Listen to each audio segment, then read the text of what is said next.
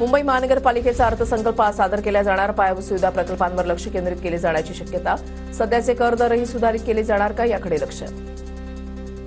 मुंबई महापालिकेच्या मागील अर्थसंकल्पामध्ये आरोग्यविषयक अनेक आश्वासनं अपूर्ण. एमआरआय मशीन खरेदी रखडलेलीच, तर झिरो प्रिस्क्रिप्शन धोरण कागदावरच. मुंबई महापालिकेच्या अर्थसंकल्पातील मालमत्ता कराच्या उद्दिष्टामध्ये 1250 कोटींनी वाढ. उद्दिष्टांपैकी आतापर्यंत 4653 कोटींची वसुली. मध्य रेल्वे आज पुन्हा विस्कळीत. दिवाणी मुंब्रा स्टेशन दरम्यान सिग्नल यंत्रणेमध्ये बिघाड झाल्यानं लोकल 10 ते 12 मिनिटं उशिरानं. धीम्या मार्गावरील सर्व गाड्या उशिरा असल्यानं प्रवाशांचे हाल. मुंबईमध्ये लोकलच्या 300 जादा फेऱ्या. अर्थसंकल्पात प्रकल्पांसाठी भरघोस तरतूद. लोकल सेवेला अधिक सक्षम करण्यासाठी विविध प्रकल्प हाती घेतले जाणार. मुंबई शहराच्या कमाल तापमानामध्ये घट होणार. कमाल तापमान 31 अंश सेल्सिअस तर किमान 19 अंश सेल्सिअस राहण्याचा हवामान खात्याचा अंदाज.